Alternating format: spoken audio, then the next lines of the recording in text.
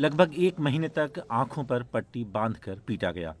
हिरासत में इनके साथ क्या हुआ, इसके संकेत अब भी साफ दिखते हैं।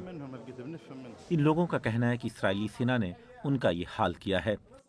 हम ठंड में बाहर रहते थे, बारिश हो रही होती थी और हमारे पास सिर्फ एक कंबल था। रात को अगर वो हम में से किसी को बात करते सुन लेते तो कंबल छीन लेते थे और हमें बिना कंबल सुलाते। ऊपर से बारिश हो रही होती थी। उन्होंने हमें गालियां दी, हम पर थूका और हमारी बेइज्जती की। वो बुजुर्गों और घायलों की भी इज्जत नहीं करते थे। मोहम्मद दाऊद कहते हैं कि जब वो नवंबर में इस्राएली आदेश को मानकर दक्षिण की ओर जा रहे थे, तब उन्हें हिरासत में लिया गया था।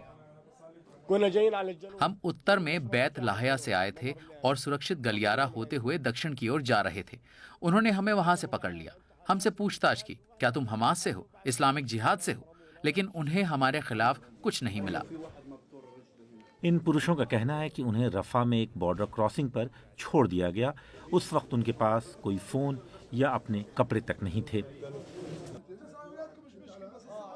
वो इलाज के लिए इस अस्पताल आए और इनमें से कुछ ऐसे दावे करते हैं जो टॉर्चर के बराबर हैं। मैं अपने घर में था। मैंने उन्हें बताया मैं बीमार हूँ, मैं एक बुजुर्ग हूँ, 62 साल का हूँ। उन्होंने मुझसे कहा नहीं, तुम्हें ये पता लगाना होगा कि हमास और बंधक कहाँ हैं। जब मैंने कहा कि मैं नहीं जानता तो उन्होंने मेरे पैर में गोली मार दी। बाद में उन्होंने मेरा पैर काट दिया।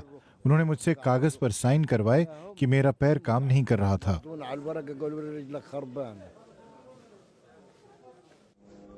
गजा के उत्तर में इसराइल के फलस्तीनियों को हिरासत में लेने के वीडियो हाल में वायरल हुए थे।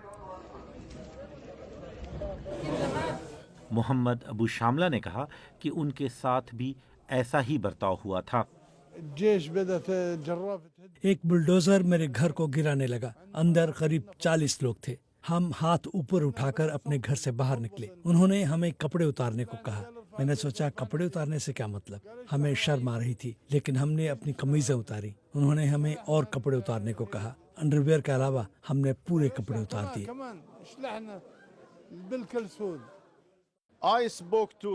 मैंने यहाँ इस अस्पताल में डॉक्टरों से बात की जिन्होंने मुझे बताया कि हिरासत में लिए गए लोग बुरी हालत में आए थे। उनमें से कम 2 का अभी भी यहाँ इलाज चल रहा है। वो सभी अब यहाँ दक्षिण में फंसे हैं, अपने परिवारों को ढूंढने की कोशिश कर रहे हैं। इस्राएली सेना ने बीबीसी से कहा कि वो कानून का पालन करती है और नियम तोड़े जाने के दावों की जांच करती है। सेना ने यह भी कहा कि हिरासत में लिए गए लोगों को खाना, पीना और मेडिकल केयर मुहैया कराए गए थे।